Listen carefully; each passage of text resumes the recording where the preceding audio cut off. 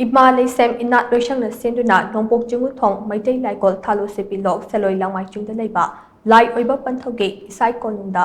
Panthogi Maitei Lining Kanaba Mifam Ama Pangtokre Mifam Aduda To Public Club Amade Women Development Committee Gi Maira Paibi Singsu Saruyake Khana Nainabagi Mifam Aduda Club Amade Maira Paibi Gi Mihut Singna Panthogi Maitei Lining Ase Sagotkani Haina Phongdok Lamke Ima Leisem Inat Loishangge Maru Oiba Thongwi Sing Yauna Pangtokhiba Mifam Aduda Club Asige Member Amana Hai Panthona Seloi Langmai Chingdan Lakpa Matamda Lamdam Asomgi Miyamda Tongan Wakhalon Kaya Khanake Adubu Panthona Mafam Asida Laikraba Matung Panthau Kuramba Lakpa Migi Masing Nongma Nongmagi Hengalake Panthau Kurumba Lakpa Migi Masing Nongma Nongma Hengalakpa Asida Kanagumba Amatada Panthona Akaiba Toromloi Haibigi Thazaba Ama Lamdam Asomgi Miyamda Laknake Loinena Panthau Lakpadagi Maike Asomgi Miyamda Yakairol na Chingba Tapu Fonglake Laikol Asi Leibadagi Asigumba Maitei Oiba Thabak Thorom Kaya Toropa Asina Madam Oiraga Panthogi Maitei Lining Ase Sagotnaba Club Amade Maira Paibina Fidep Loropani Haina Magna Makha Take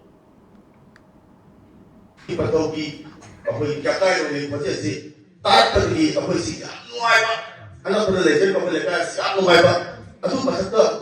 Apa Sabah Sudah Club Sudah Penagi Pajel Yakairol Pajel Sutat Pasina Apoy Maitei Si Hindi ko Hyderabad Sana Kajarpa Si Ahoy Nuai Pau Kadu Si Panthogi Mamanda Maria Mamanda Tamzabri Ahoy Tasina Ay Makiwina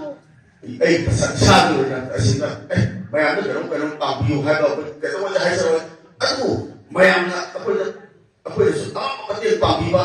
Ahoy na Kasati Ahoy ka rin Tamzabri Ahoy na Mayam na Lepi Hyderabad Si Pati Mayam na Hyderabad Ano Mayam na Ahoy na Pati sa kanya ba Pagdabasi Ahoy yak na nungay sa